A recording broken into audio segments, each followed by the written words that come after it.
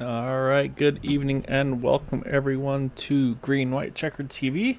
Tonight we have the Area 51 TW Motorsports Super Speedway Truck Series tonight at Daytona.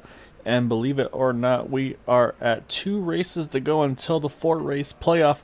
So we got tonight at Daytona, next week at Talladega, and then the 4-race playoff is going to begin for our top 8 in the points. So say obviously see the track conditions here tonight should be nice and cool for these drivers. You see 69 degrees weather, 95 degrees track temperature. So they'll warm up a little bit as the day progresses in the race, but I think these things will definitely on the handling side. Weather should not be a factor, but we've seen these trucks definitely always a bit of a challenge to try to get them to handle the way they want to. So it's gonna be fun to see kind of what we're gonna have in store for us here this evening. So with that info in mind, let's go ahead and pull up our points going into tonight. And as you can see, again, pretty much it's been the season of Sebastian Marin. Just, I mean, you can see right there, 4 out of the 5 races winning the race. So, I mean, that's allowed him to get a monster 49-point lead over Gabe Butler in second. Then you got Steve Krosek, Zachary Lima, Dean Wilkinson rounding out our top 5. And then we talked about that top 8 number. And so you got Joe Delavecchia, Randy Miner, and Robert Rock right now in that cutoff position. But if you look at that total points right there, you've got Robert Rock with 110 points, Eric Glory at 108, only 2 behind, 107 right after that, 106, 105, 103, 103. So there's a lot of drivers right there, right within 7 points of Robert. So he's going to definitely be in a tough position here in this lane. Really, I don't think too many drivers are going to feel too safe as of yet. We'll see how tonight goes, of course. I think 2 drivers that probably feel relatively comfortable. I think Sebastian Marin, I think he's pretty much good to go as long as he pretty much makes these next 2 races. He should be okay, I believe. Gabe Butler, a little bit of breathing room. I wouldn't say comfortable by any means. But I mean, look at Steve Cross again, 133 to the 110. I mean, that's only a 23-point swing. So we've seen crazier things happen with these leagues. So don't really think anybody's safe right now, except for maybe those top 2. And say, of course, those are 2 that have won a race this season. So.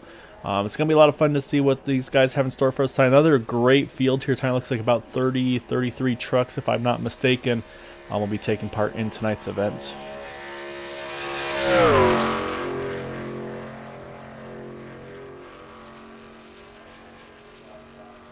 So with that, we'll pull back up the race info for tonight.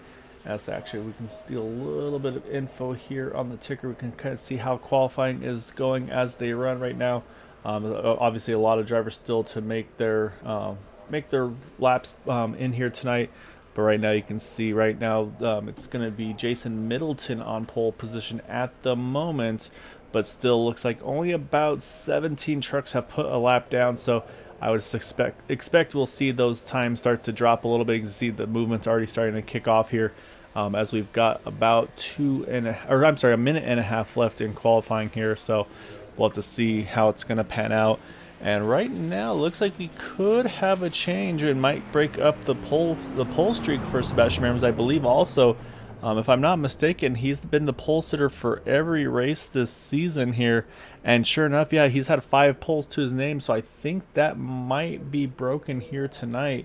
So we'll let qualifying finish out and double check that. But could definitely could change things up here tonight.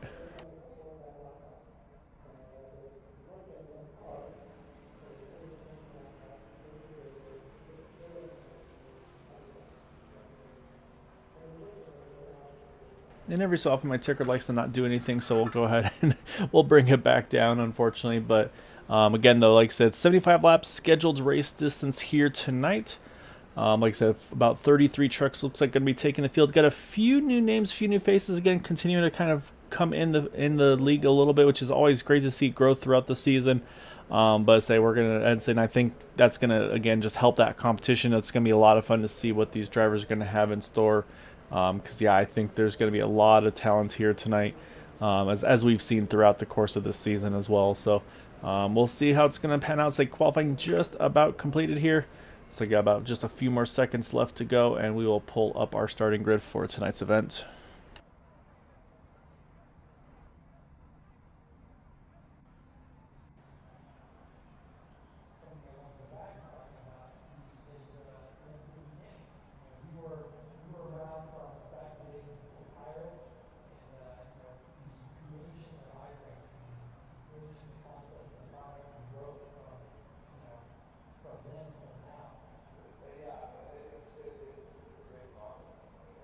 All right, with that completing with qualifying, let's go ahead and pull up our starting grid for tonight's event. And it looks like our pole sitter going to be the #1 truck of Gabe Butler, 0.005 of a second quicker than Sebastian Marin. Saying that does break the pole streak for Sebastian. Say it's the first race of the season in the trucks that that he did not win the pole position. So say it's pretty impressive as well for the #1 truck of Gabe. But then you got Zachary Lima, Patrick Groover there in 4th, Steve Krosek 5th. Then you got Jason Middleton, Seth Groover, BK Anderson, Jack Wells, Robert DuPont rounding out our top 10. And then you've got Noel Coers and Jackson Carr rounding out our top 12. Keep going down a little further. Then you've got JD Crow, Joe Delavecchia, Corey Lane back over here with Area 51. Always good to see Corey. He's been one of the probably original members of the league. So really cool to see Corey back here. Then you got Bud Steele, Donald Kendrick, Mark Mastrella, Todd Merkel, Michael Spell, Keith Horner, Rob Malone, Mark Brown, and Robert Rock. Continue working on again. A lot of drivers here tonight. And then you've got Paul Sheldon, Bob Fitzgerald, James Hickson, Todd Siebels, Nicholas Lamb, Dean Wilkinson, Jeff Lamb, Dustin Lamb, Michael Taylor, and Jacob Lamb. So we talked about, I believe it was last week, we had mentioned some family members with, I believe it was the Groovers. We've got a lot of Lambs in here tonight, 4 of them taking part in this one tonight. So it's going to be fun to see what those guys have in store for us, as well as the trucks are just heading out onto the track. And we will get things underway here after this pace lap.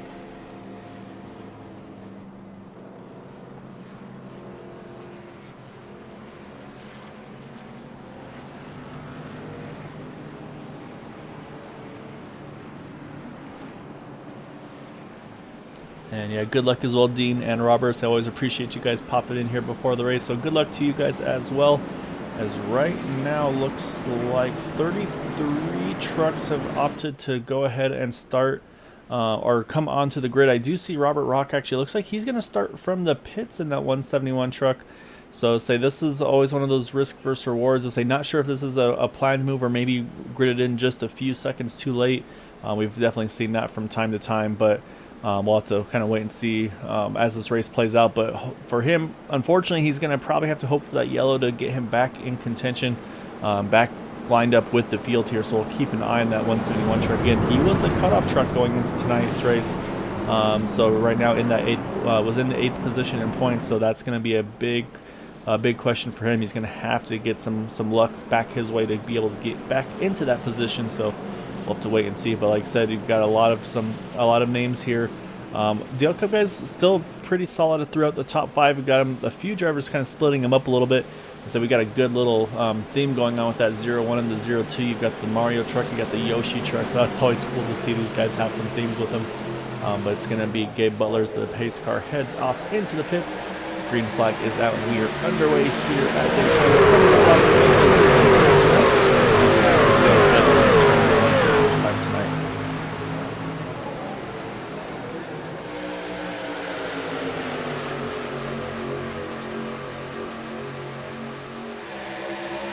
Again, being Daytona a little bit we'll probably see as much 3-wide racing as we do at Talladega, but I don't think we're not going to see it. We're going to see it at some point tonight for sure. I just see one truck, I think it's Rob Malone. He's going to opt to drop to the back here a little bit here, just try to find a kind of safe place where he's going to feel comfortable to kick things off here. But up front, though, these guys are going to try to get that all-important bonus point. And right now, Gabe Butler's got just a nose ahead in that one truck, but we'll see some big momentum, I'm sure, off of turn number 4. Oh, as I said, we got contact between the 49. He's going to go around in front of the field. Trying to catch who is all involved in that one. You can see they're still kind of catching up into a few trucks just squeaked by there. I think that was the 66 of Mark Mastrella. But I also saw the 49 of Steve Krosek getting caught up in that one as well. So unfortunately, quick yellow here on lap number 1. So it was a little bit of contact. It looked like maybe either a little bit of a side draft or a push gone wrong, but unfortunately it's definitely caught out a few drivers here. Also, Jason Middleton caught up in that one. We mentioned Robert Rock. It actually works out just about perfectly for him. Donald Kendrick also some damage to his truck. So we're going to go back and try to see if we can catch what exactly happened here on this coming to start lap number 2 to bring up this yellow.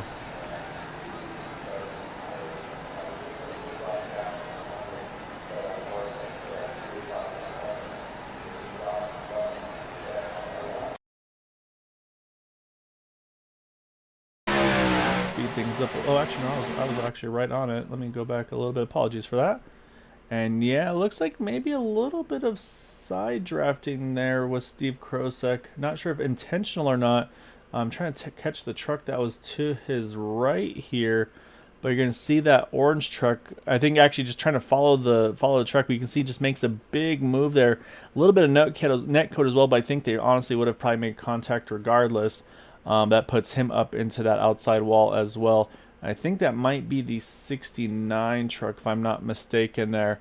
But then, I mean, at this point for Steve Krosek, I mean, what do you do here? I mean, you've got no chance there. And you can see, unfortunately, Joe Delvecchia getting a piece of that as well. And then you see behind here, you got a handful of trucks getting caught up in that as well. You see the 98, the 2, the 88. It is the 69 truck indeed that we were just wondering about. And then also the 37 truck of Keith Horner. So, unfortunately, yeah, a quick yellow here to start things off here. Like I said, going into the trial, we'll start lap number 2. So we'll do here is we'll get back live because obviously a lot of drivers having to take pit stops here, get some damage repairs to their machines. And then unfortunately, I think it may have cost a few drivers maybe possibly having retired already, including the 66 of Mark Mastrella, the 98 of Donald Kendrick. So unfortunate to see them step out early on this one. I'm sure probably frustration playing a little bit of role in those as well, but hopefully maybe it's a little glitch on mine. Maybe we'll see them hop back out on track. We'll definitely keep an eye on that, but right now definitely a lot of trucks getting damage repairs done to their vehicles right now. So right now it's showing Jason Middleton still in the pits. I think had to take a tow actually. Also Keith Horner still sitting in pit road on that 37 truck. You can see significant damage to that truck there. Let's say almost where you can't even see the numbers on part of the truck there as well. So I'll say this is that risk. You want to save that fast repair, but you got to make sure you can hold the draft. So for Keith Horner, it's going to be a little bit touch and go here. Also seeing a bit of a longer pit stop, but for Bud Steele, but the truck looks pretty good to me in that 6 truck. However, the number 88 Michael Spell definitely damage to that 88 truck. Might have to look at getting some more repairs done to his machine. That one's looking pretty rough as well. But I believe, as you see Gabe Butler here heading through the travel, yeah, we're going to get the 1 to go here. Have a few trucks here going to top off on this pit stop here. I'm going to try to get that 1 to go, maybe get a little splash of fuel in their trucks here. Including those Dale Cup guys. You got the 23 and the 95. Joe Delvecchia is heading in there as well. So not a ton, but definitely a good group of drivers. Let's say Michael Spell is also hitting pit road, and let's see if he opts to use that fast rate. Yep, there that goes. See that truck, nice pristine condition. So unfortunate for Michael, that's going to have to put him now in kind of just maybe a little bit more safety mode the rest of this race until it comes to crunch time. So that's the risk of some of these trucks. You're going to have, sometimes you have to burn them early. So we'll have to see how that's going to pan out. But up front, still going to be Gabe Butler, but a couple really big movers. Some from pittings or from staying out, I should say. Some from avoiding the incident. You see Jack Wallace. He's going to restart second position in that 83 truck. I mean, he's already +7. Same thing goes for Robert DuPont. +9 for JD Crow. +10 for Corey Lane in the 10 truck. Then even a little further back, you got Mark Brown, Dean Wilkinson, Todd Siebels, Jacob Lamb. These guys are all in the +20s. You got 23, 20, 25. So some big gains there from those guys opting to stay out under this caution. And you see Gabe Butler, he is just saving every drop of fuel in that 1 truck here. I think that might be what those guys were looking at there, was maybe this caution being early. Does it put them in just enough of a window to maybe make it a 2-stop race should we go green? Let's say that's always a strategy. You got to kind of keep an eye out at these restrictor plate races, but we'll have to wait and see how it plays out because there's still lots of racing to go here. So it's going to be the 1 truck here taking over on the green as the green flag is back out as they head back into the trial.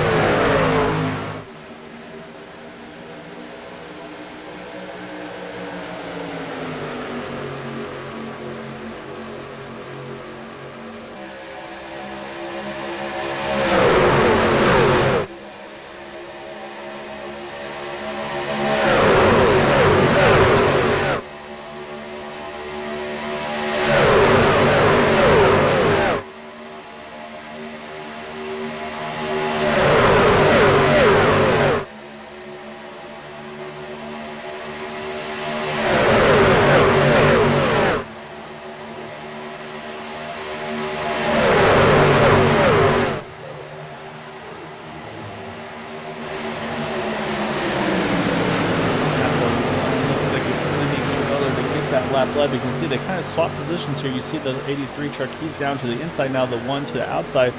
But that one was able to pick up that 35 of JD Crow, and they're able to work themselves back to the front here, now back to the inside line.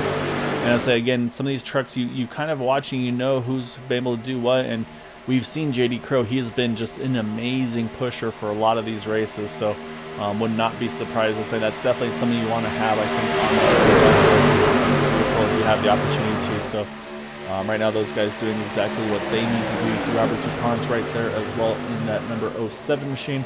A couple trucks fell off the draft. The 37, unfortunately. Keith Horner did indeed lose the draft. Actually, see one a little further back on the apron. Looks like he's going to keep it down there, though, so I think it'll be okay. Oh, actually, as I said, you see Jack Walls gets turned on the coming out of the tri-oval. And we said we got a bunch of trucks here trying to avoid. Oh, we got one that catches right at the very end there. That's going to pick up a few more trucks there. I think Steve Karosek, actually, again, another truck involved in that. So night going from bad to worse for him in that 49. That's definitely engine damage for him. I'm trying to see, I believe a few others trying to sneak on by here. So it's going to be a break for a few drivers. Actually, notably also is going to be, I was talking about that 8th place in points, Robert Rock. He was not too far away from getting lapped. I think had to serve a pit penalty. But we're going to go back and see what happens. It looked like either just a push gone wrong or maybe just kind of got hooked a little bit, got a little bit off angle there, which unfortunately is something you'll see from time to time. So we'll jump over here to Jack Walls. We're going to watch here on the 83 truck. Now, yeah, you see right behind him there. Just catches him at the wrong spot there. And unfortunately, say right in the path of a handful of trucks. You see the 10 gets a piece of that as well. The 45, and it looks like it was the 73, I believe, that made the initial contact with Jack. Like I said, nothing intentional, just unfortunate, just the wrong place at the wrong time. Just didn't quite get the push lined up. And so you saw him also trying to, I think, move back to try to avoid the contact. You see Bud Steele here just squeaking on by, and then right behind Bud Steele, just a little bit of a blind shot there for the 020s, and then that's where Jacob Lamb, he gets a piece of that. And that gets him right into the path of Steve Cross. Like we talked about Michael Spell having to avoid the incidents. You can see Michael have to do some evasive action there as well. So it puts us back under yellow here. We'll jump back live. As it looks like the one has just caught the pace car. And so yeah, so unfortunately a handful of trucks here. They're going to be in bad shape here really early, as to say second caution here. And we're only on lap number 8, so say these guys are probably going to start thinking about needing to settle in a little bit. Now, of course, the pit strategy, do we see pit stops here? Because this probably feels more safe to make it a 2-stop window to the end. Under green flag conditions, I should say. And sure enough, the one truck's going to take advantage of that, as are a bunch of trucks. We actually got a bit of a stack up here a little further back. Looks like drivers are waiting for another truck to come around for them not to get penalized. And so this is really, really stacking up the field here. So honestly, it's going to pretty much give a lot of these trucks that free pit stop for these guys. So yeah, that's a really good question, Karen. I'm not sure what's going on right now. These guys, right now, nobody's wanting to enter the pits here, because I think everybody's afraid to get trapped a lap down right now, or get a pit penalty, I should say. So yeah, so a little bit of strangeness going on there. You can see, I mean, by the time these guys are finally hitting pit road, you've got those guys that pitted there up front, Gabe Butler and company, they're already long gone. They made their pit stops. They're out and away. So yeah, so really, really odd situation there. So yeah, I'm not sure what that was about. I'm guessing, again, someone's spotter probably saying, hey, let this truck by. And then it just, unfortunately, that kind of opens up a whole can of worms at times as well. So yeah, so it's another quick yellow here. So I'm going to step away for just a moment here, let everything get settled back in here, and we'll get things back going here on the one to go.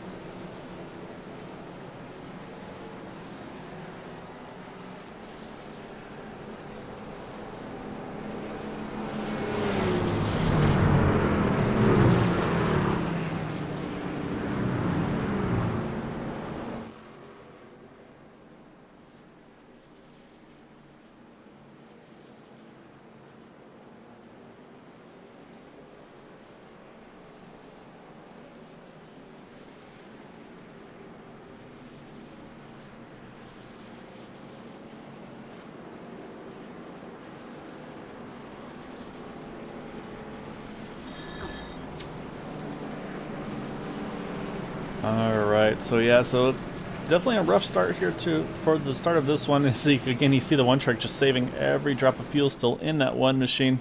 But yeah, right now it's a bit of a gaggle here. I say it's everything's really shaken up here, and I say again we're only at lap number 10 here. These guys still got 65 laps to go in this race, so let's say I think I don't know if it's nerves or knowing that we're near the cutoff, or say if anybody outside maybe make sure if it's a full moon or not. But so you can see everybody's still trying to get settled, and actually you can see there they put the lights back on the pace car here to try to get everybody reorganized. You can see Gabe Butler, late decision, he's going to actually hop back into the pits. I think he decided, you know what, this is going to be his best course of action here. So it's going to shake up the front row a little bit there. I think it's going to move J.D. Crow and Robert DuPont now to the front. But it's also going to give that one truck just a little more fuel as well. So again, pending this thing having the potential of going green, could be an opportunity for him as well. Actually, looks like, I believe I saw tires going on as well. Yeah, looks like the right sides. We'll see if the lefts go up as well. There go the left sides as well. So tires going on that one machine. So yeah, so it's going to change the front row here now. It's going to be the 35 and the 07 now up front. And just a little bit ago, we were worried about Keith Horner not being able to stay in the draft and falling behind the field there. You can see he has used that fast repair in that 37 truck. But if you look now, he's going to restart in the third position, opted to stay out under that caution. Looks like one of the only trucks that opted to stay out under that yellow. So yeah, so it's going to be definitely a bit of a shaken up field here on this restart. But yeah, like I said, hopefully everybody kind of settles in here a little bit. Again, still lots and lots of racing to go here. Again, I think for sure 2 pit stops to make it to the end under green flag conditions. So I think these guys are kind of start settling in just a little bit here. But saying we'll give you an update though, Karen. So you got the 02 one of Seth, the 02 of Seth, the 01 of Patrick. They've actually been able to find themselves here. They're going to be lining up here, 3rd and 4th on the outside line with one another. So it's pretty rare to be able to line up with your teammate, with your family members. So we'll see if those guys can make a move here later on. But say right now, I think we'll have to see what the strategy is going to be for this restart here.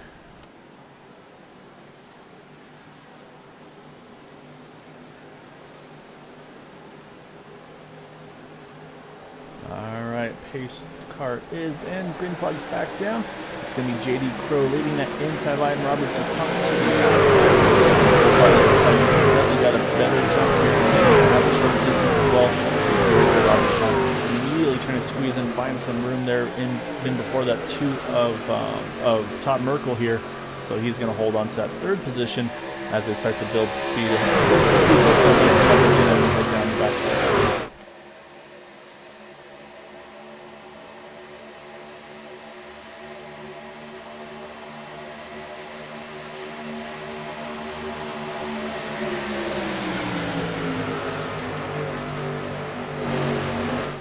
Now, yeah, field's pretty singled out here. I'll say we'll see as they come out of 4. You'll see the spacing. I'll say we will obviously we're going to see that second line come into play now. You can see a few trucks having to serve. Looks like some pit penalties. Dean Wilkinson, one of those in the 55 truck, unfortunately, so he's going to get that right off the bat here. But actually, looks like Dean might be the only one to have to do so. But we're talking about the 2 brothers lining up here, the 01 and the 02, and they have been pretty well here. They're going to start to make a charge here. They go side by side with that number 35 of J.D. Crew and try to take the point in this one.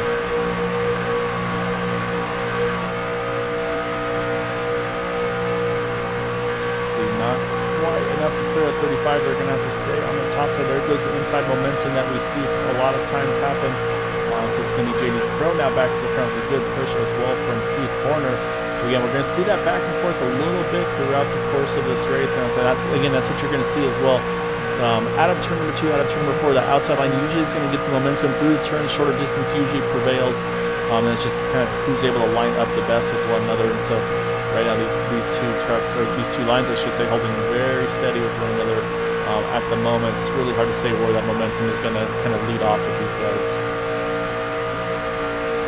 See a little bit of a move at 35. He's trying to block the outside line, but he's going to get shuffled in the middle here. The 01 going to the outside, the 37 going to the inside. I think the 35 J.D. Crew tried to make something happen, didn't pan out for him. Oh, contact between them. The 2's involved. Oh, the 52's as well. And we're going to have another yellow here. Say just the wrong move at the wrong time. Looks like it's going to catch a few trucks a little worse off for wear. I think the 10 getting the worst of that looks like so far with Corey Lane. Trying to catch the other drivers involved here. We had mentioned the one. Corey Lane obviously having to get damage repairs. Looks like actually engine blown. Unfortunately, might be the end of the day.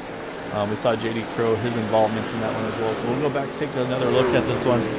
But it just looked like, unfortunately, again, 3 wide at Daytona is a little tougher to pull off than Talladega. And unfortunately, I think just these guys just got a little off center and a little bit of contact there.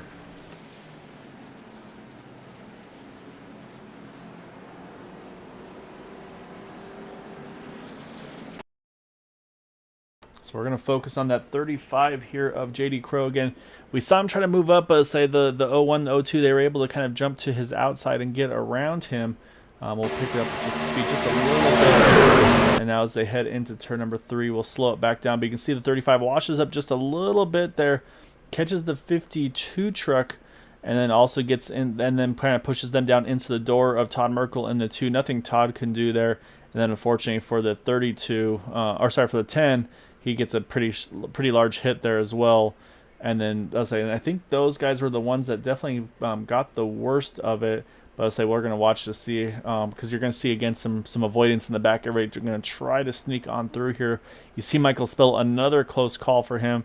You see Bud Steele as well, just able to get through here as well. So it looks like pretty good avoidance for these guys a little further back. I think they're in that same mindset. So we'll jump back live once again here. Do have a handful of pit stops here. Looks like BK Anderson in the 32. He's going to hit pit road, as is the 1. Looks like only a few drivers opting to stay out here, including that 01 and the 02 here. I think, again, feel like they're probably still in the same pit window, so they're just going to go a little further. Do have a few other drivers that are going to stay out as well, including Bud Steele in the 6. So we'll do is, we'll step away for just a little bit here. So give myself a little bit of a breath, get some water, and we'll rejoin the field here once we get back to that one to go.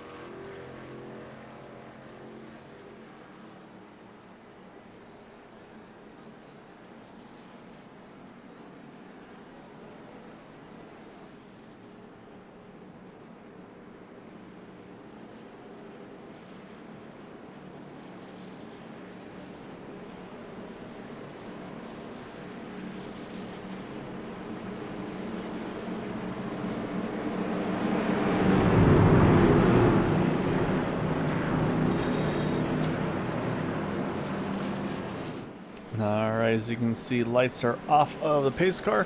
So it's going to be the 01 and the 02. Patrick and Seth Gruber are going to lead the field here back to green. You would expect to see a little bit of teamwork here from those two trucks. Maybe one tries to kind of jump the gun just a little bit to get them locked on with one another. because obviously the teamwork has worked well for them to get back into this position in the first place. So we'll have to kind of wait and see what that restart strategy is going to be, because once that pace car is off, it's up to them. And you can see green flag is out there, down and away, and it looks like there might be just right behind the 01, and that's exactly what they're going to do. So it's going to be Patrick and Seth Gruber continuing to lead the way here. And right behind them, we got the 07 and the 37. Pretty much to say these two stayed out, the 01, the 02. The rest of those drivers all pitted on lap number 15. Again, I don't think it changes. Everybody's still in the two-stop window to the end. So right now, these two trucks up front opting to have some track position, maybe try to hopefully play it a little safer here. Because obviously we've seen it's been a bit of a rough start here so far in the beginning of this race. And I was saying also with that, we have multiple trucks laps down here. You see Dean Wilkinson in the 55, the 67. Of Jeff Lamb also a lap down. Then you got a couple 2 laps down. We have multiple retirements already as well, unfortunately. So definitely, let's say, a very attrition-filled race here early tonight at Daytona. But you can see, again, everybody starting to give a little bit more space, a lot of single file action. I think they've seen these opening couple of incidents. I think these guys are starting to realize, like, okay, we got to get to the end of this race at this point. So let's just kind of back it down maybe a little bit and see how things shake out. But again, though, you might see a little bit different strategies from those that are trying to get laps back. Like I said, the 55 right now has that position. But we might say he's in a great spot right now, about the 6th truck in line here. But at some point we might see that 67. Maybe he tries to make a move back up there to be in contention as well. So unfortunately, it looks like maybe a connection issue for that 67 truck as soon as we went to go look at him. But yeah, so we'll keep an eye on there as well. But yeah, so on the pit stretch out, we got one hitting pit road now. I think this is likely a pit penalty as well, and it is going to be, trying to catch who that was that hit pit road. I'm not sure who that was actually. Apologies for that. It's on duck off. May have been Bob Fitzgerald. Because yeah, I think that actually is exactly who it was. So I think a pit penalty for him. But you can see right now, they're, again, everybody running pretty steady now here. We've got a pretty long line of trucks here. So I think these guys saw what happened and said, okay, now you're going to have that mix of, okay, how hard do you want to go, and then when do you want to start making those moves for track position. But I think right now we're starting to see that reaction from some of these drivers. Say, okay, let's back it down a notch here.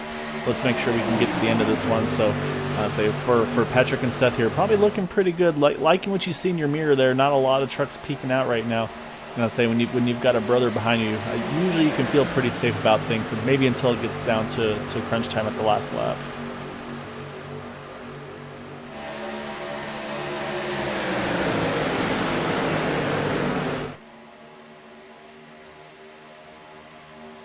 And you see the 08 just now coming out of pit road, just might miss the tail end of this lead pack, but there's 3 trucks a little further back that he should be able to tack onto the back of. But right now, like I said, everybody's holding pretty steady here.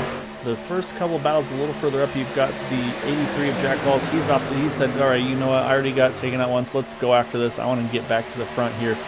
He's got the 37 of Keith Warner with him and the 32 of BK Anderson.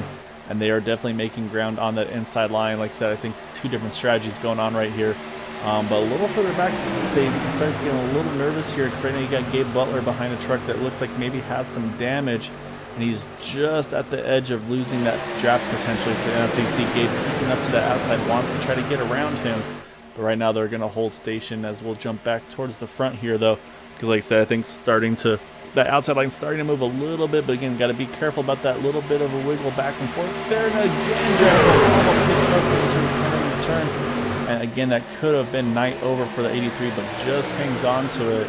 So great hands by Jack Walls there. But yeah, and these trucks they don't seem to tandem as well as maybe they'd hoped to, because we've seen multiple times when you try to push here, these trucks you catch them just wrong, and unfortunately, just everything goes backwards, unfortunately.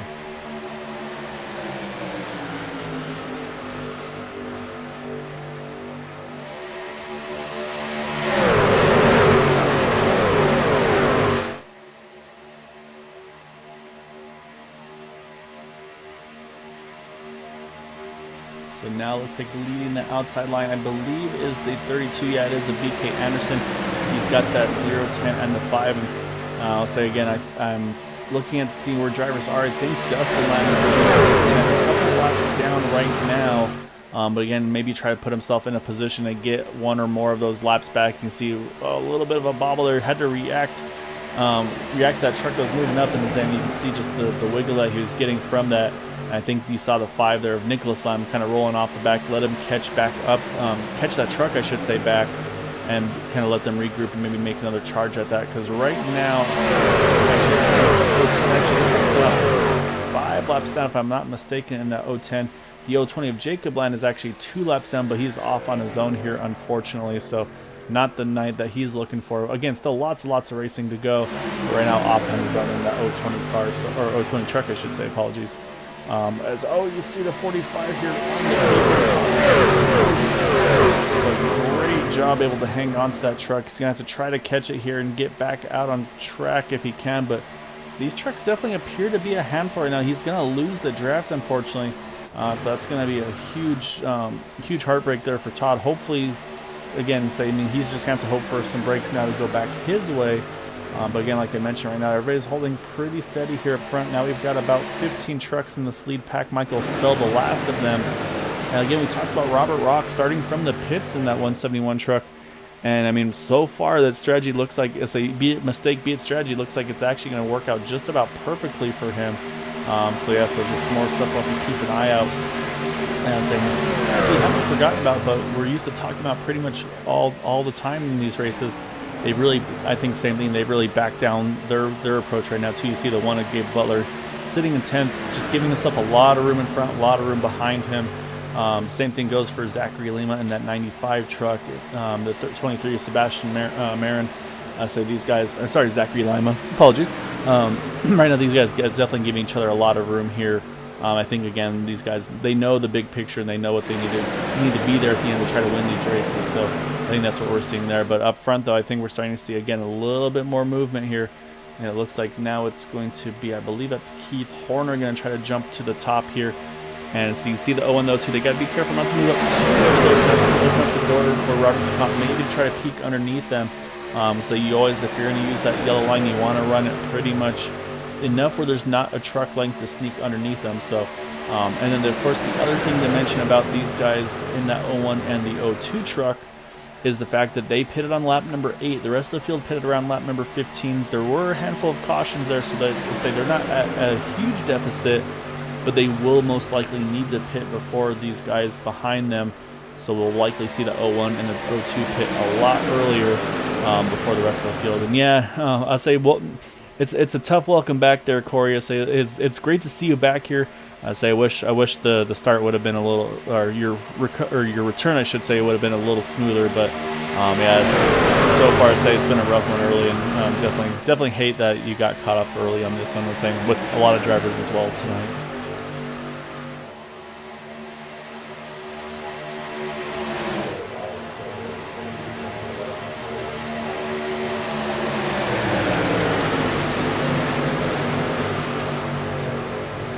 Now top 4 holding pretty steady on the inside line.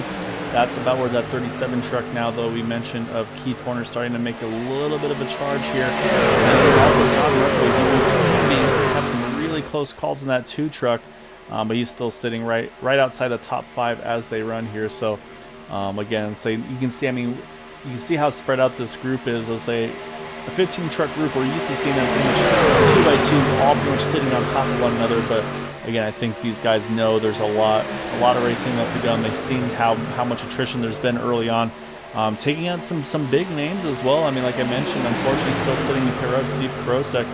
I say had to burn that one faster pair early, as you see a little bit of a bobble there from the 07. He's going to try to hang on to it there.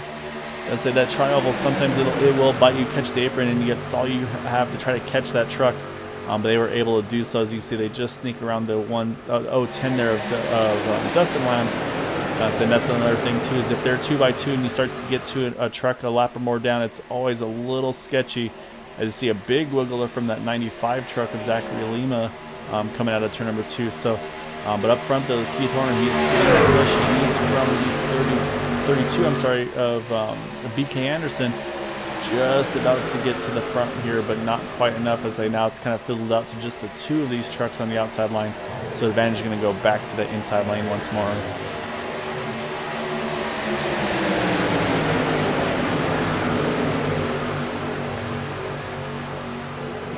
can see they're also coming up pretty quickly on the 020 of Jacob Lamb. So that'll be the next truck for these guys to have to navigate around. Again, Daytona is a lot narrower than Talladega, so just a lot less margin for error, especially when you're going 3 wide. But you see right away, though, that Jacob Lamb there, he's just going to pull straight off to the inside, doesn't want to risk anything there.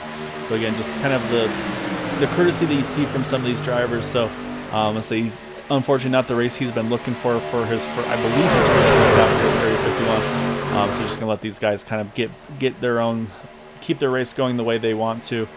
So hats off to him. Let's say next week at Talladega, though, there'll definitely be a lot more room to maybe work that third lane if he wants to kind of keep up that momentum and not say he could have tried to tag onto the back of that draft should he have chose to, but as they opted to kind of just take his lumps there, if you will.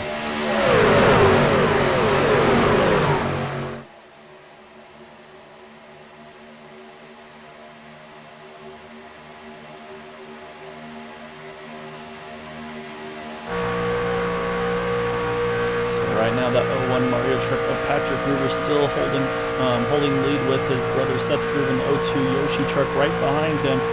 Again, though, the feeling is going to be the question. They last pit on lap number 8, and actually, as I say that, here they come.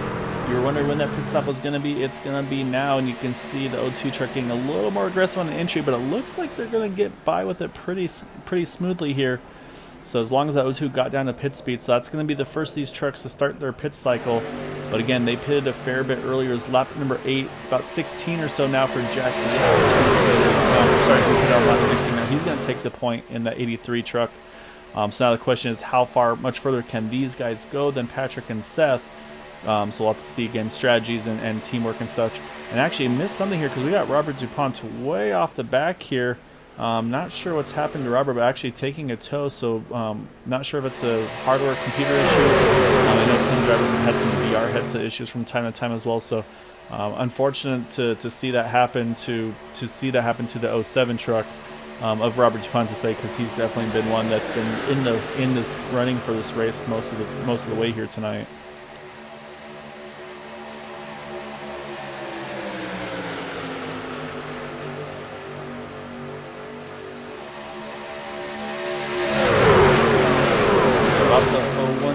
Two trucks, they are back out on track. About a 12.5-second pit stops for each of them.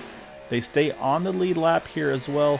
Obviously not too far, maybe about, I'd say, so I'm trying to see the distance off the leader here. I think it's about 30 seconds if I'm not mistaken, roughly. But again, crucially on the lead lap. So now for them, it's just going to be all about lap time. If they can just make some good laps here. It's only 2 trucks, but again, though, right now these guys up front, they're starting to get a little dicey. That could slow them up a little bit. So once we get both trucks fully back up to speed, I'll compare their lap times. Because again, right now the 01, 02 is still building up speed from their pit stops. So we'll have to kind of keep an eye and see where that might allow them to cycle back into the mix here. Right now, all of these trucks here, now these top 13 trucks here, top 12 trucks, I should say, apologies, are all on the same strategy right now, from Michael Spell in 12th all the way up to now Keith Horner, who just has his nose ahead in that 37 truck. They're all pretty much in the same pit window by about a lap or so. But the ones I expect to see go long here tonight are going to be trucks like that one of Gabe Butler, the 6 of Bud Steele. You can see the gaps that they're leaving to one another, just trying to save a little bit of extra fuel, I think. So I'll have to kind of keep an eye and see how that's going to continue on. As this time by, the 01, the 02, they ran a 49.27 drafting with one another. The leader, Jack Walls, right now 49.60. So actually, advantage goes to Patrick and Seth there. That time by, they gained about 0.3 of a second on this lead pack here. So they can keep that without getting those trucks too hot. These guys are in a pretty good strategy, kind of pitting off on their own. Again, we'll say this all can come to change quickly, though. Say, as we've seen yellows completely change the outcomes of these races. As there goes the 37, Anderson. They're going to both clear the 83 of Jack Walls. And now we say that you can see the lead pack, they're going to pretty much be running single file here.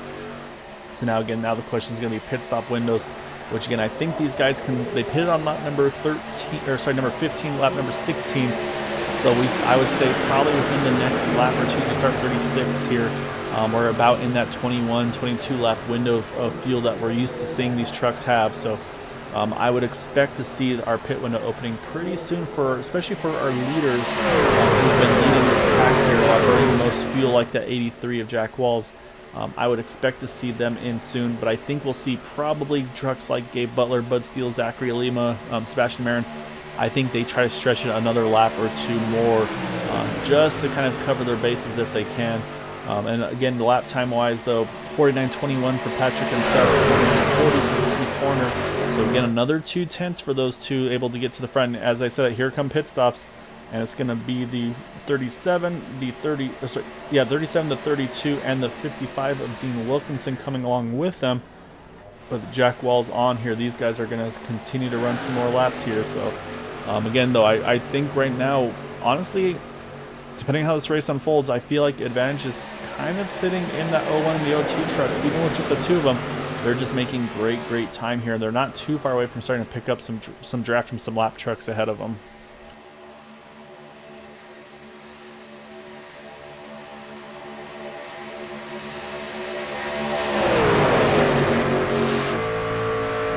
Watch out the back of Jack Wall to see if he's going to pit in this time. You see trucks staggering to the top. I think that's everything you need to know. I think that's going to be the telltale here. But actually, Jack's going to go a little further.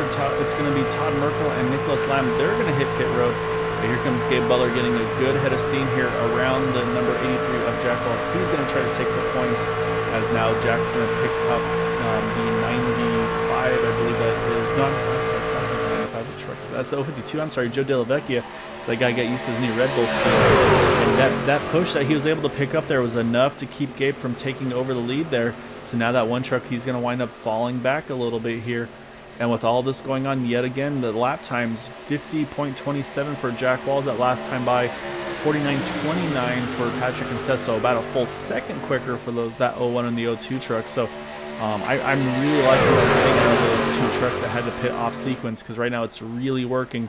But I think, like I was about to say, I think we're going to see some pit stops right now. And sure enough, here comes Jack Walls. And coming along with him is, I think, James Hicks. No, it's not James Hicks. I'm sorry. It's Mark Brown coming in with him. So Jack got one truck along with him. That's now going to put Joe Della Vecchia to the point in that 052 Red Bull truck.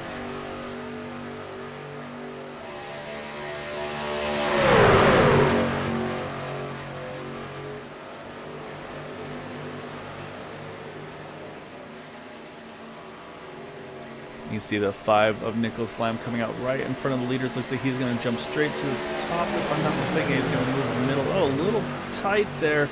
And yeah, you see a little bit of us. They didn't give quite enough room there. He's going to go comfortably through there. Gabe Butler had to have a moment to avoid him. I say now we're going to see, yeah, here comes the rest of the leaders here going to hit pit road.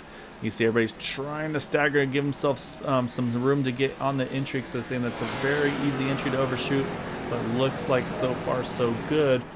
So I believe once everything cycles through, right now it's showing Keith Horner in that 37 truck. Actually, he's going to be cycled around as our leader at the moment, as he's got the 55 of Dean Wilkinson.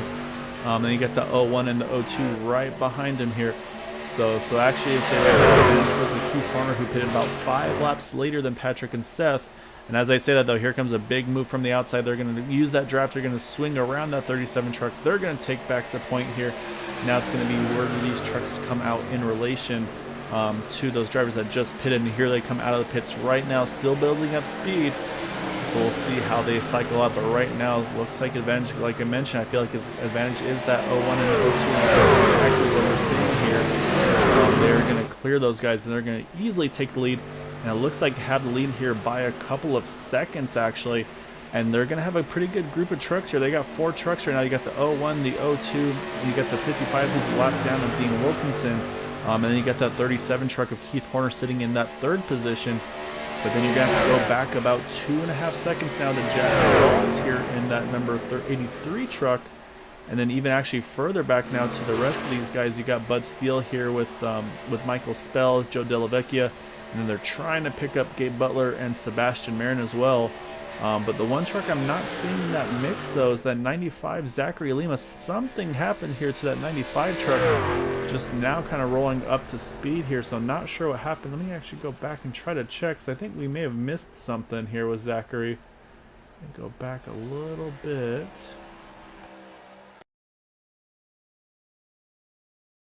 find that 95 truck.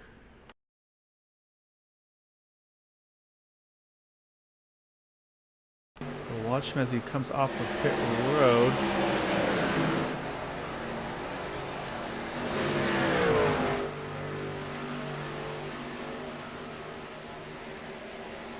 Yeah, it's odd. There's something like they stacked up or something, but I'm not sure what was happening there with the 95 as well. As you can see, it's like, yeah, I'm not sure what's going on. Maybe didn't, I don't know if the truck didn't take fuel, because he's still coasting into pit road. So strange stuff there though. However, we'll jump back with our leaders here, because right now we're on 42 of 75, 34 to go. But again, everybody I think still is going to need, I think at this point pretty much it's pretty easy strategy here. So everybody's got one more stop to the end. But like I said, right now it's pretty much a 3-truck race here. You've got Patrick and Seth Gruber in the 01 and the 02. They had to pit earlier than the rest. They were off sequence, but so far that being off sequence has been just a huge benefit for them.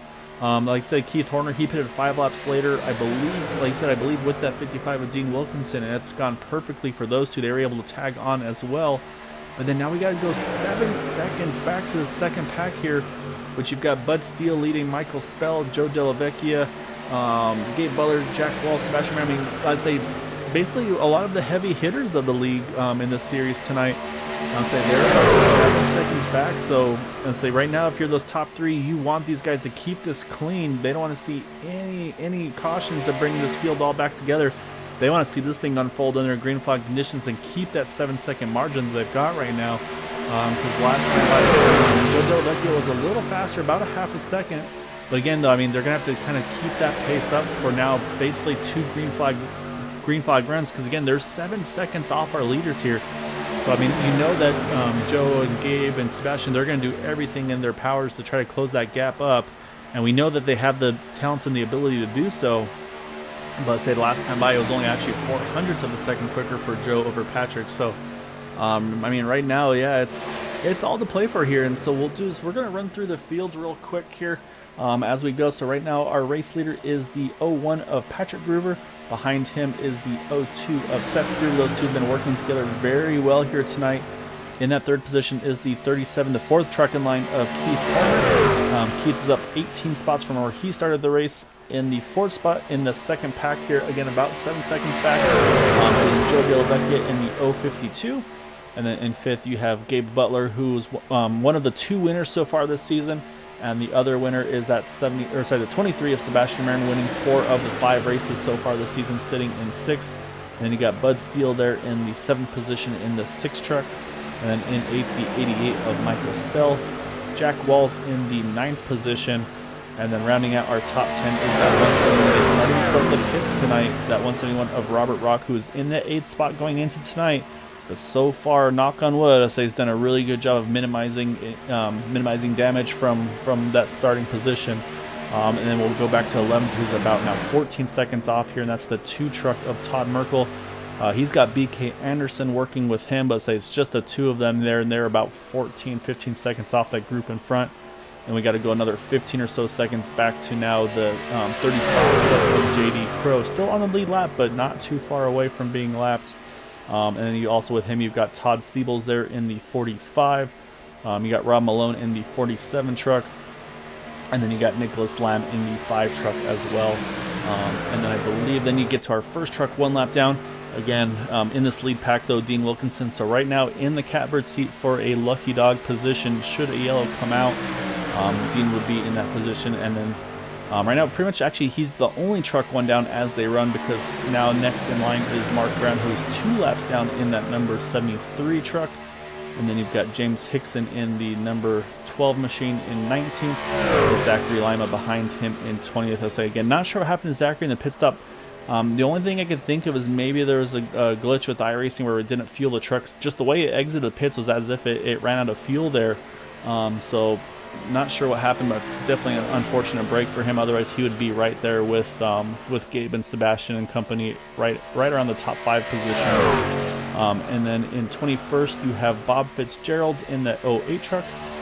Dustin Lamb in the 22nd position in that number 010. And I think then the 020 sitting in pit road of Jacob Lamb. But we're going to jump one more truck here. We're going to go all the way to 30th position because this, if this isn't dedication, I don't know what is. Steve Karosek had to burn had to burn his fast repair pretty much on that first incident, and then got caught up in that second incident right off the bat as well. But he has serviced that truck. As I think I had to blow a motor, so I mean that's probably about a 30-minute repair job to that truck, and he's back out on track. And the thing is, he sits 30th right now, 37 laps down. But look at all the trucks that are out in front of him. He could gain up to maybe 5+ spots still if he can stick this thing out. So hats off to Steve here for, again, the dedication and just sticking it out, because again, I mean, we talked about every point matters. I mean, 5 points here from 30th to 25th potentially. That could be a big difference for him tonight. So we'll have to see. I'll say 30th right now. We'll just see where he cycles out by the end of this race here. Jump back up front though with our leaders here, Patrick and Seth Gruber once again. And right now the gap has shrunk a little bit from them to leaders, to the group behind, I should say.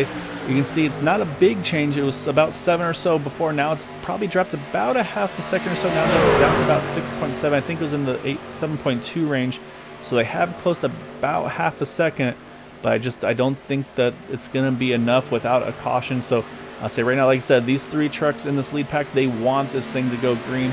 And of course, now the next question is going to be pit stop window time. And it's going to still be a little tight, I feel like, for Patrick and Seth, because they last put on lap number 31 here. And we are approaching lap number 50 this time around. So they really, to feel safe, I feel like they need to try to get to about lap number 53, maybe 54. They want to get, in my opinion, they want to get into the low 20s on the fuel window. But right now they continue to lead this pack, so they must feel that comfortable to be able to make it to the end on fuel on one more stop here. Otherwise, I feel like they would have dropped back and just started drafting off these 2 in front of them, or behind them, I should say. Apologies. So we'll have to wait and see. But again, of these 4 trucks, though, the one who is easily good to go on fuel on one more stop will be that 37 of Keith Horner. He put on lap 36, 5 laps later than Patrick and Seth Gruber. So we'll have to see. Again, I say nothing's done and over with yet, because of course, should we stay green, we don't know what the fuel mileage is going to be for these trucks, and of course, you always get that last dash to the finish at the end, and of course, then cautions could always change everything. So we'll jump back to this group behind. But right now, you see these guys are working well with one another. I'd say they're just staying in line, trying to close that gap again. But that being said, though, those 4 trucks up front, they're doing an amazing job, because actually last time by they were about a 10th quicker than Joe, Gabe, and Sebastian. So I'd say these guys are doing exactly what they need to do here to try to keep this win with them here. So we'll have to wait and see, because right now we are at 25 to go. Like I said, I feel like the safe window probably is going to be about 21, 22 to go. I think that would be a window to make it to the end. On a scheduled distance, of course, let's say there's always that potential of a green-white checkered finish. But right now, I think these guys are just planning and hoping for this to be a regulation finish for these top 3 trucks right now.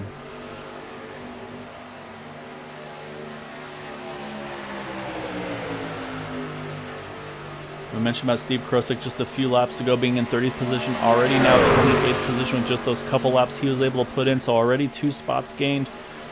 So again, I mean, that's why you do that. That's why you stay after these races, because again, he's got that points battle. He wants to be in that top 8 to make the championship 4 races. So it's the top 8 in points there. So, that's going to be another thing to keep in mind here. So right now, for me, I think the big question is going to be the 0-1, 0-2. When do they have to pit? And actually, it's going to be right now.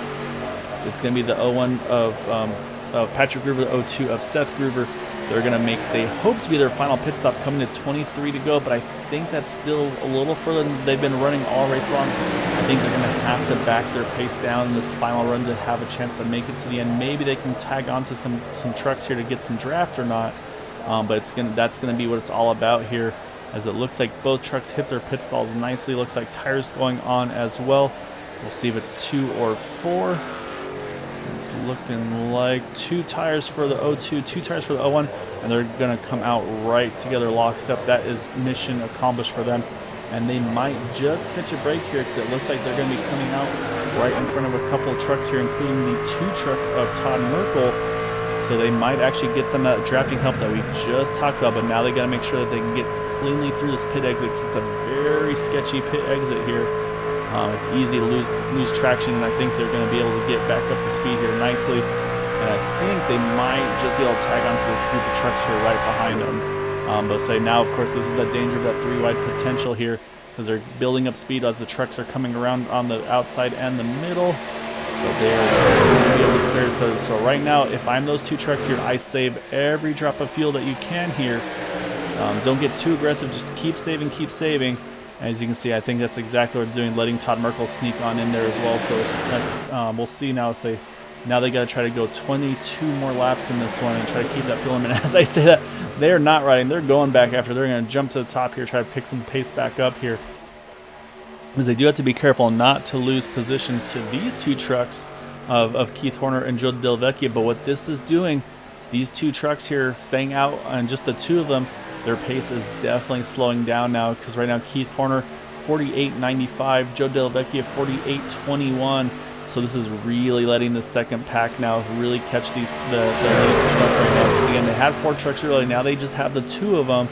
As you can see, I think you all see right here the draft getting very aggressive as well. They know what's on the line here, and so I think Gabe is just getting everything he can here to that number 052 Joe Delvecchia to try to make this happen. So we'll see what happens, but right now that gap again continually starting to close. We're talking about being that 6-7 seconds. Now it's already down under 4. And as I say that, here comes that 37 truck. I think basically went as long as he could. I think this puts them safely in the window as well. That's going to put the 37 and the 55 into pit road here. And so now it's going to be where do they come out in relation. Looks like hits his marks nicely there. And it looks like possibly fuel only for this 37 truck. So again, going to have to be careful about the pit exit and not get loose or anything like that. And down and away. Where's the 55? Does he have the help he needs? They're too far to separate here. This is going to be tough for them now. So now for Keith, he's going to have to hope he can keep up with Patrick and Seth here when they build back up their speed. And we'll keep an eye on those 2 trucks as well.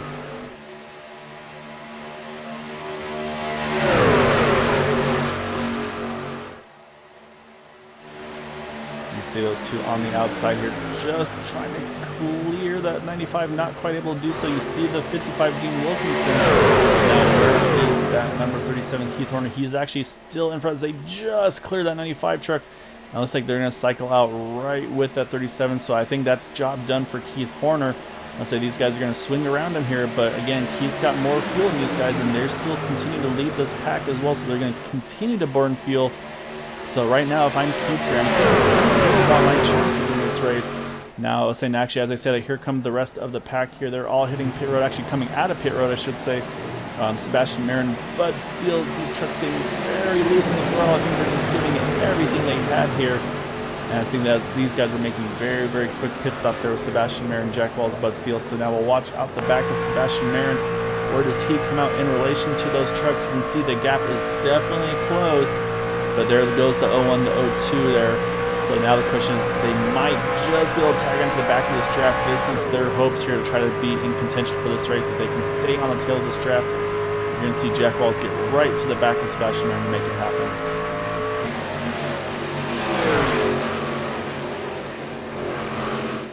And these guys have, Jack and Sebastian, they have separated themselves from the rest of the guys. Bud Steele, he's about 2 seconds back. He's got Joe Delvecchia. You see Gabe Butler with Michael Spell, but they're all starting to jockey for position, so I'd say it's not going to be what these guys need. So we'll jump back up front, though, because, again, oh, wait, we're missing a truck here. We are missing the 01 of Patrick Groover. What has happened to Patrick here? Because this, I don't think, is a planned situation with Patrick. Let me go back and try to find what happened to him. Because I say now, unless he's maybe trying to save fuel potentially in that 01 truck, but right now it's actually Seth Groover now doing the way in that 02 truck with Nicholas Lamb behind him. Nicholas, though, still has to make a pit stop here. But yeah, and actually now here comes the 02 dropping back. So I think there's some potential strategies going on with these guys. I think they may have seen the fuel window, maybe feeling like, okay, yeah, I think maybe now realizing that they may not be able to make it if they stay full aggression.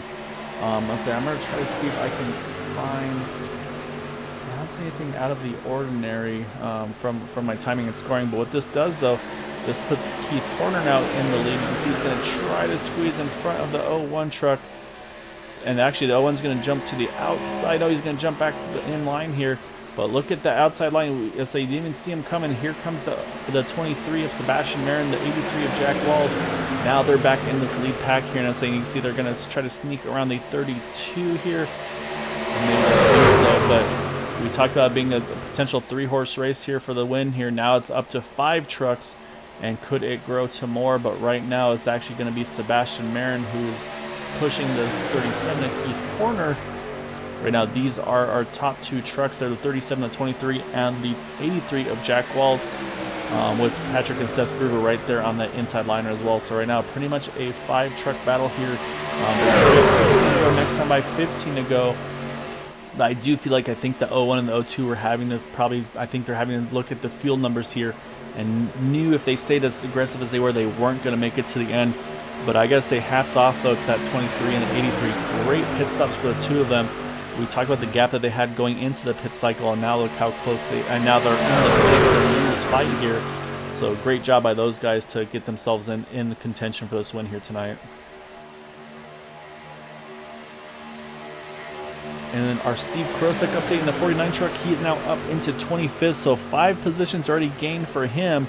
And looking to see could he gain any more. I'll look at the ticker next time by it comes around. So there are still some trucks in front of him that are out of the race. So that could be a few more spots for the 49 truck. So we'll keep an eye on him as well. But right now, though, it's the 37 of Keith Horner. But the question is, again, who do you work with here? I don't know if he's partnered up with the Dale Cup guys or not. So that would be the other question is, do we see the 37 maybe try to work with him, or does he need to try to maybe find a way to work with the 01, the 02, the 83? But right now, looking at lap times, though, don't count these guys out a little further back here. Michael Spell, Gabe Butler, and Joe Delavecchia, they are closing the gap here. They were about 0.4 of a second quicker that last time by.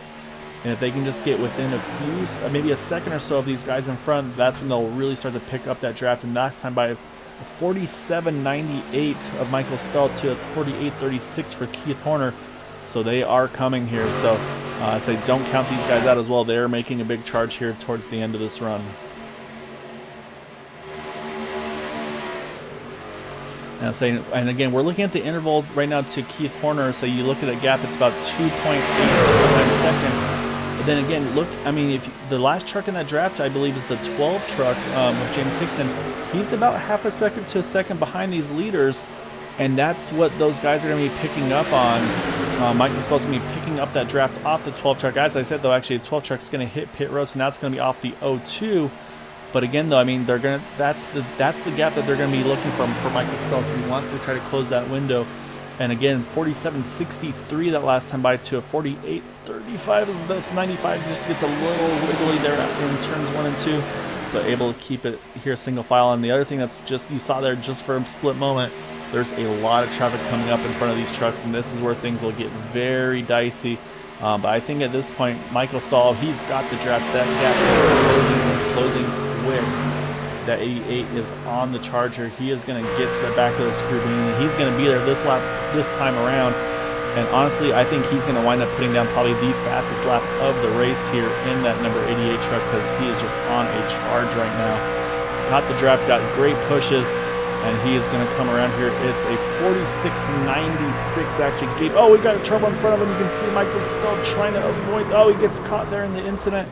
That's going to bring out the, Gabe Butler gets in, and Joe Delavecchia is in it as well. That's going to bring out the caution just as they caught the group, unfortunately, in the wrong place, wrong time.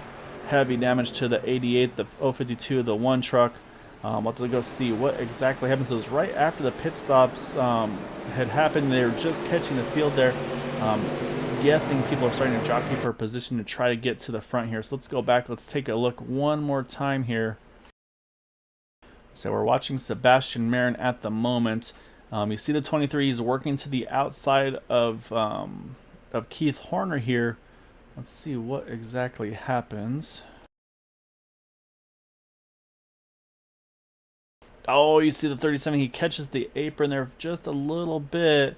That slows him up a little here, but it doesn't look like that's where the incident occurs. Oh, I think the 0-1 just tried to slide up. I think it was that kind of that accordion effect Patrick Groover tried to avoid. Tried to get up to the top of the 37 truck, but then unfortunately just caught the right rear of the 32 truck. And then you see Michael Spell trying to make his way, find a way to the middle. Almost has it cleared, but then you see catches the 0-2 there. Just trying to find a way to get around that incident. Then you see Gabe Butler just misses two of the trucks. I mean, look at how close that is. But unfortunately can't miss the last truck of Michael Spell. And you also see Joe Delvecchia taking a pretty heavy shot there as well. So that's going to put us back under yellow here. So we'll jump back live once more here as it's going to be Sebastian Marin. I believe that's going to take the point of this race at the time of the yellow. But we're going to see some drivers the same. The other thing is going to bring a lot of trucks back in the mix here.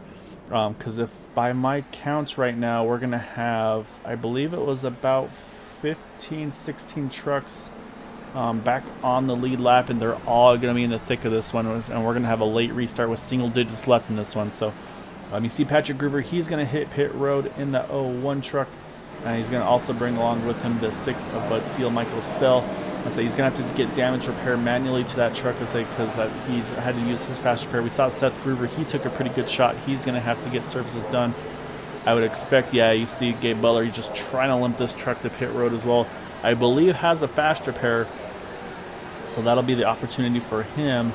And yeah, bringing a handful of trucks also in along with him. Now I'm trying to see, Lucky Dog, I believe, goes to that 32 of BK Anderson, was right in the thick of it, but able to come through unscathed, put himself back on the lead lap, and sure enough, that's going to give us 15 trucks on the lead lap here. With right now, the truck a lap down is that 55 of Gene Wilkinson, the rest 2 or more down.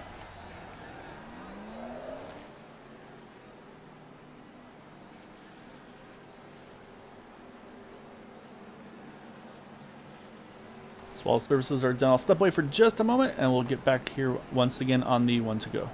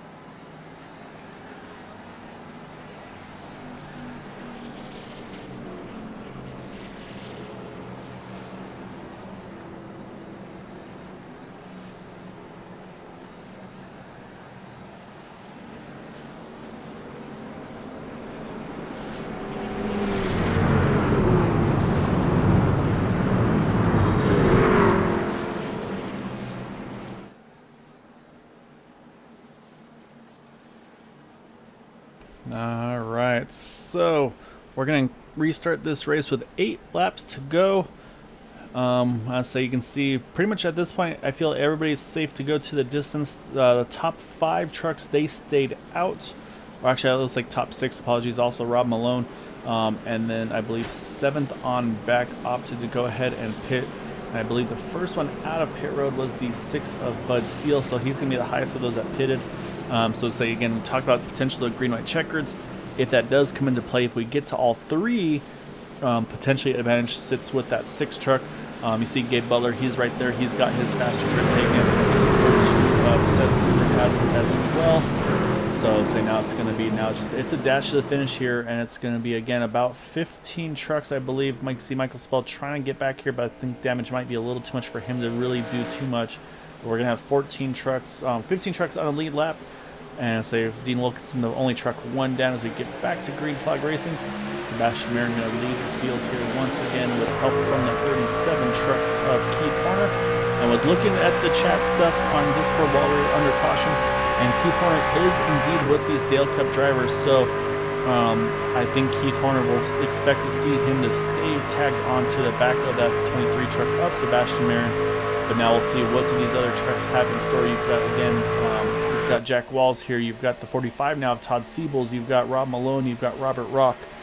We've got some wild cards, I would say, and you see right there, smart call here, Dean Wilkinson. He's dropping straight to the back. The only truck if there's the yellow, he won't have to worry about being involved in it. He can be the truck to get his lap back and get in contention here. So right now, though, it's going to be all about this move to the front and who's going to make the move win. I don't think we see that 37 leave that tailgate of that 23. But do we see the 47, the 45? Do they see that momentum going to Jack Walls? Do they try to jump to the top once Jack can get some momentum? Right now, holding very strong on that inside line are the 83 and the 23 and the 37.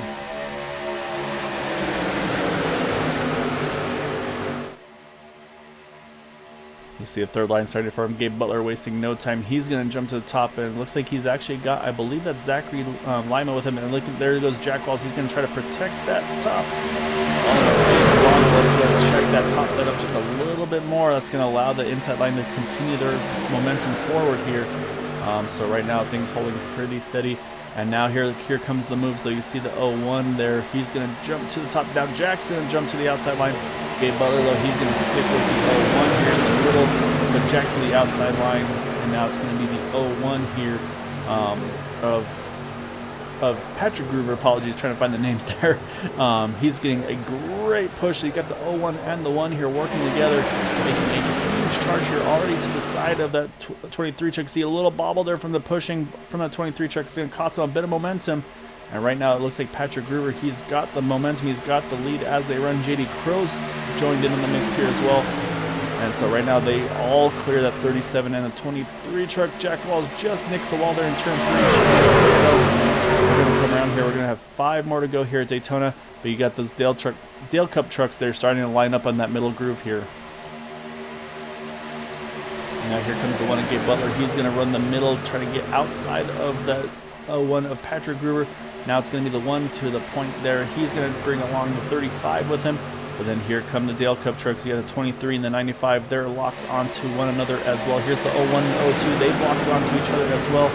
I'll say so now it's up to these guys. It's all about the momentum. Here comes those 2 trucks. They're going to jump to the outside, try to go 3 wide here down the backstretch with a huge head of steam. We go 3 wide. You see the middle trucks, they fall back just a little bit. But right now, it's still the one holding advantage at the moment. And now the outside line starting to fizzle out just a little bit. They had that huge push down the back, but now it's starting to go back to that middle lane once more. Oh, I see a little wiggle from the inside, the middle line there. I think that was Bud Steele. He hangs on to it, though, as they cross line here. 4 more laps to go here at Daytona. Side by side between that 1 and a 23 truck here.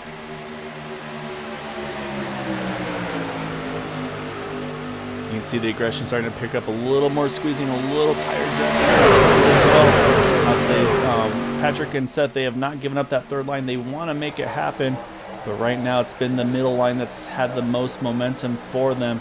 But so you can see JD Crow also, again, we talked about how good of a pusher he is.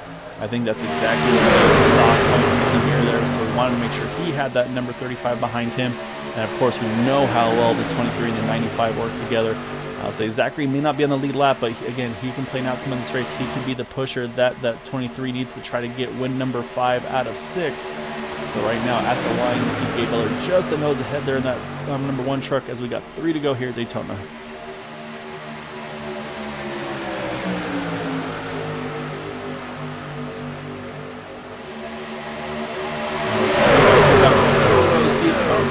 Rows deep. Let's say these drivers continue to kind of peek out there and try to make some moves happen.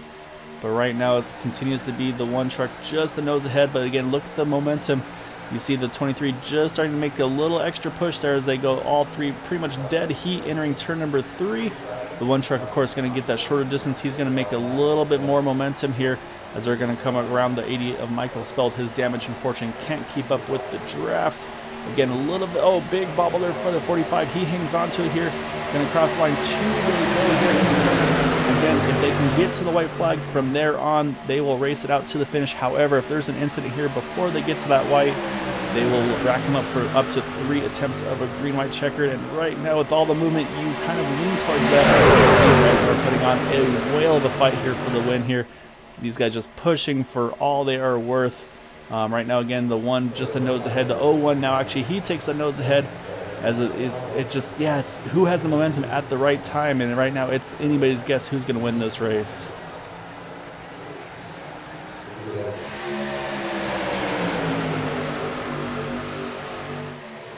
Oh, there's the contact. I don't know if they're going to keep it straight or not. I think we're going to see a yellow. So far, we actually stay green. I think the wrecks were off the track, so they decided to let the basically iRacing let the race play out, and we stay green. We are one to go here. This is going to be the race to the finish here. It's going to be Gabe Butler on the inside. You've got Sebastian Marin to the outside, JD Crow there, and then you've got the 0-1 here, Patrick River. He's going to play kind of, I think he's going to be the deciding factor right now. Right now he is running the top side.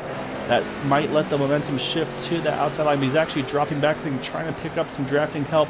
And that's allowing the one truck here just to sneak away just a little bit here as they come through 3 and 4 for the final time. You see Gabe Butler, he's got just a nose ahead, right behind him. But does Gabe stay committed to the inside, or does he block the top? He's going to block the top. There goes the 23. He's going to go top. Gabe's going to go right back to the bottom. Oh, contact between the 3 trucks behind him. At the line, it's going to be Sebastian Marin getting the win over Gabe Butler. And through the mess there, Keith Horner, he's going to grab the 3rd position. And then coming across in the infield was JD Crow in 4th. I think Patrick Gruber's going to find a way to finish in that 5th spot. But let's go back, though, because we obviously had that big wreck coming to the white there. We're going to look at that one first, then we'll look at the incident afterwards as well. And we're going to try to kind of make sense of all of what just happened there at the end. So let's jump back a little bit here. You can already see the contact starting to kick off around the, looks like 37, the 6, and the 02. Let's go back just a little bit here. And it looks like you can see right there, I think the 37 just comes off the bottom just a little bit. The 6 also maybe pinching a little bit too. And then always our dreaded net code, and that's what bottles those 3 trucks up together. And then from there, those trucks behind, just there's nowhere for them to go here. You see Todd Steebles, he goes straight to the apron there to try to avoid the wreck. And then I think may have actually gotten away with it, may have been able to save that truck. But you can see the reason why the caution wasn't thrown here is pretty much all the trucks they're all pretty much pointing forward here. And then once they do start going sideways, they're off the racing surface, and that's what allowed this race to stay green. So then that's what allowed the battle here towards the front here. So then what we're going to do is let's go back. Let's continue to watch this fight here. We're going to start with JD Crow. Yeah, you're exactly right. That was a huge wreck for no caution. I agree with you 100% there. It's just the nature of the iRacing beast, unfortunately. So now we're going to go through the trial, or through the backstretch, and then back into the trial oval to get to the checkered flag. And say we saw Gabe, he tried to block the momentum of that 23 truck, saying that 23 went straight to the top there to kind of get away from that. You see he had just a nose ahead, got the push he needed from JD here to have a chance there, and then was able to clear that 23 truck entering 3. And then we're going to see the additional contact here as they come out of turn number 4. You see the 01 truck there. Trying to make a move there. There goes Gabe. He's going to block the top of the groove. But again, Sebastian goes straight to the outside to prevent that. Gabe goes straight back to his drafting partner in that the 35. And then you see it was a big move by the 01. He tried to tuck to the middle. Unfortunately, just had a little bit too much momentum. That's what caught those 2 trucks together there, the 35 and the 01. And then at that point, Sebastian had the momentum. But then you see right here, Keith Horner. You can see there just sneaks through, makes contact with the 35 truck, but able to keep enough forward momentum to get himself that position there in 3rd. And then we talked about that battle for 3rd and 4th. You see almost a photo finish between these guys just wrecking across the start-finish line as well. And then unfortunately, there's Todd Merkel. Say he's going to finish up on his lid in the 6th position, but that's a bit of a Clint Boyer finish there for Todd there, unfortunately. So. Yeah, wild race there tonight.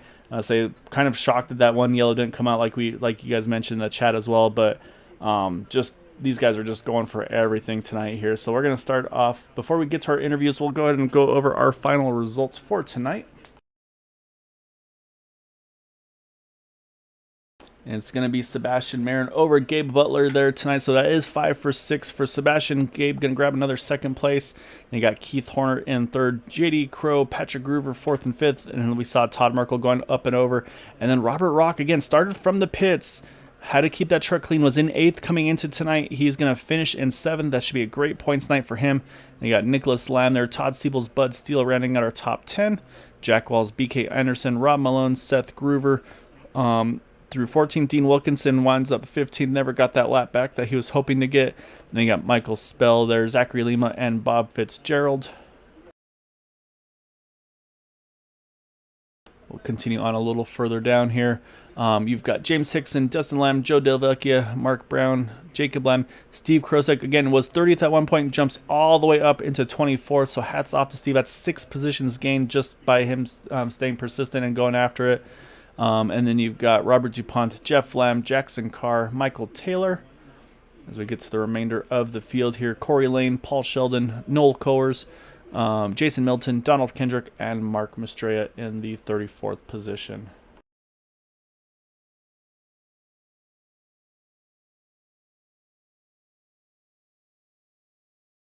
But with that, we got to talk to some drivers. And we're going to kick things off with that number 37 of Keith Horner. So let me get pulled up here.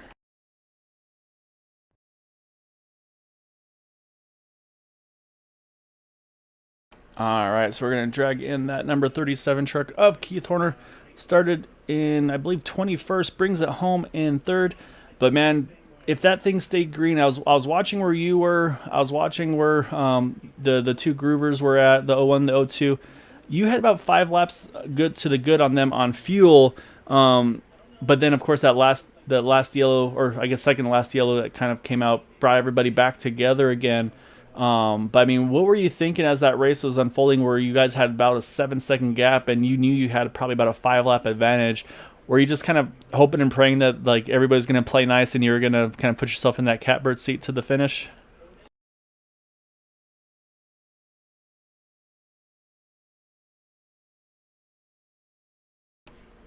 Unfortunately, I think I actually just lost Keith here. So while we wait for him, hopefully to swing on back, we will actually switch over to the one truck. We're going to grab our second place finisher of Gabe Butler. So hopefully we can get Keith back, but we're going to grab Gabe on over here. But, well, Gabe, that was a wild one. How to use your fast repair. I mean, first off, that wreck you almost got clear of. I mean, you had 2 great avoidances there, but unfortunately just couldn't get the third truck, the 88 truck. He kind of slid back up the track and caught you there. And then I'm saying, then got the great push from JD coming into 3. And at that point, it's one of those, what do you do? You know, it's like, you know, you've got the 35 that's working with you pretty well there. But then, of course, you got to try to block the momentum of the outside line. I mean, if, like, hindsight, do you do anything different? Do you just hug the inside line and hope that that you and JD can do enough to hold off Sebastian on the outside? Or, I mean, what's your thought process going to that final stretch to the finish there? Normally, I'd stay on the bottom and have JD push, which he does a fantastic job of. But the whole night, that second lane was getting a massive run out of 4. You know, when you're exiting 4 and completing the exit, they just get a huge run down to the tri-oval. And there was only 2 of us on the bottom and 3 of them on top. So I knew I had to do something. And I tried to get up there and block. And actually, I should have pushed them further up, closer to the wall, and I may have stalled him a little bit, but it didn't work out. But you know, hell of a last few laps there, and I appreciate JD trying to help me. Yeah, kind of a tale of 2 races, really. That really rough start, obviously, with the 3 early yellows, and then that long green flag run. Then we saw, I think you were locked on with a couple of trucks. I think it was first was the 051, if I'm not or 052, I'm sorry, of Joe Dellavecchia. And you guys trying to close that lead pack down of the 01, the 02, and the 37, I believe it was, that were able to kind of build that gap.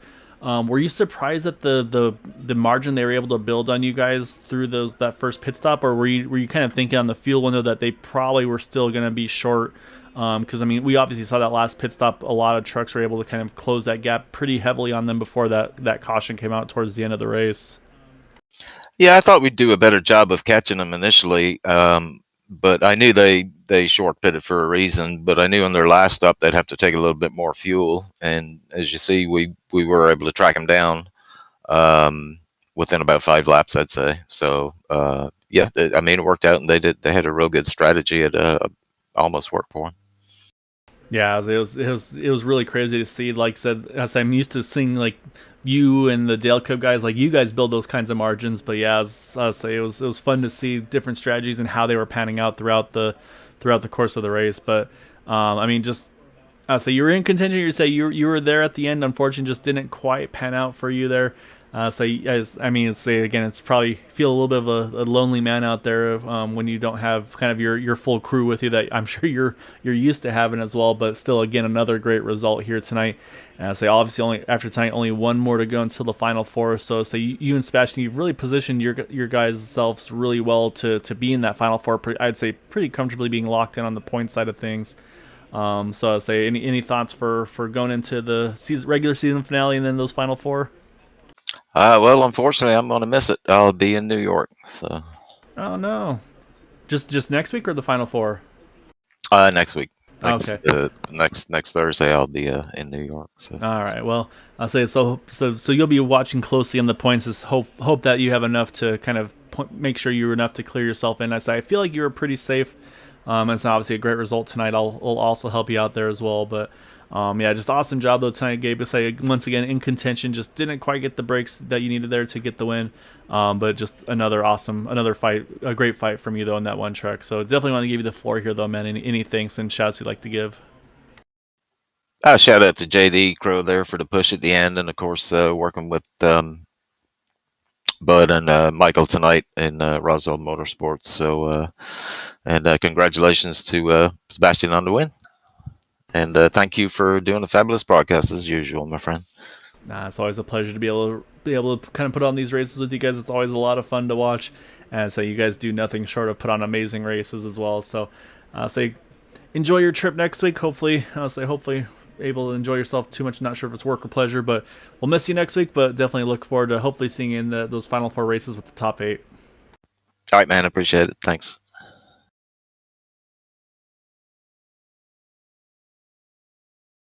All right. So with that, we weren't sure if we were going to get a top three, much less a winner's interview tonight with that number 23 of Sebastian Marin, but he was able to get the job done here tonight in that 23 truck. So we're going to pull him on in.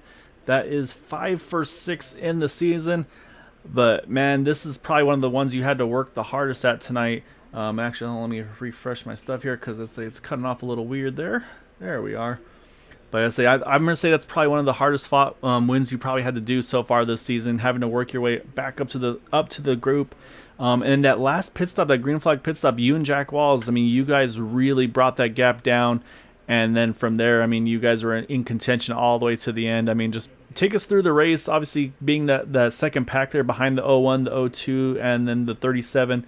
But then knowing that, it seems like knowing your strategy was going to be the way to go to be able to be there at the end, just on the field numbers and all of that.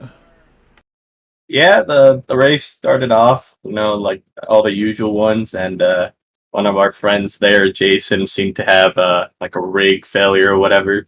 It was his first time using a quick release, and his wheel came off. That's why that first yellow came out. And then by the second yellow, Steve had already used his first fast repair, so he was basically out after the second rack. And we decided to just go to the back and chill because it was a little chaotic at the start, and it was a little chaotic throughout the race. So that was our plan: stay back, missed all the wrecks, and then on the pit stops, the first time I missed my box, and then I couldn't find reverse, so I ended up losing quite a lot of time. And then we were catching the pack, and then we pit again. And then leaving my box, I think Bud Steele had a little bit of a wheel spin, and he hit me on the door. So I had damage for that last 15, 20 laps, and it was hurting me quite bad. So, and yeah, the final restart, Zach, being 2 laps down, managed to get to the front. And I knew if I wanted to win that race, I needed to be in the middle just because of how bad my damage was. So it worked out great in the end.